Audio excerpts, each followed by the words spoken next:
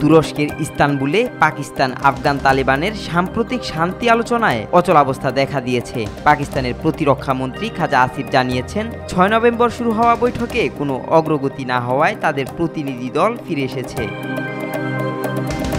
খাজা আসিফ বলেন, আফগান পক্ষ মৌখিকভাবে কিছু প্রস্তাবে সম্মতি দিলেও লিখিতভাবে তা দিতে রাজি হয়নি, ফলে পরবর্তী দফার আলোচনারও কোনো সম্ভাবনা দেখা যাচ্ছে না।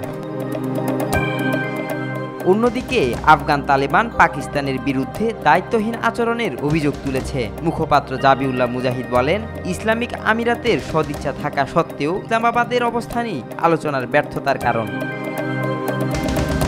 আলোচনার কেন্দ্রীয় বিষয় ছিল আফগান ভূখণ্ড ব্যবহার করে তেহরিকি তালেবান পাকিস্তান ও বেলুচ লিবারেশন আর্মির হামলা বন্ধ করা।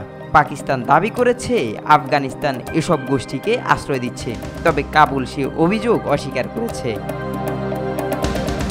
সাম্প্রতিক সীমান্ত সংঘর্ষে দুই দেশের সেনা ও বেসামরিক নাগরিক হতাহত হওয়ায় উত্তেজনা আরও বেড়েছে। পাকিস্তান জানিয়েছে, কূটনৈতিক প্রচেষ্টা ব্যর্থ হলে সামরিক পদক্ষেপও নেওয়া হতে পারে।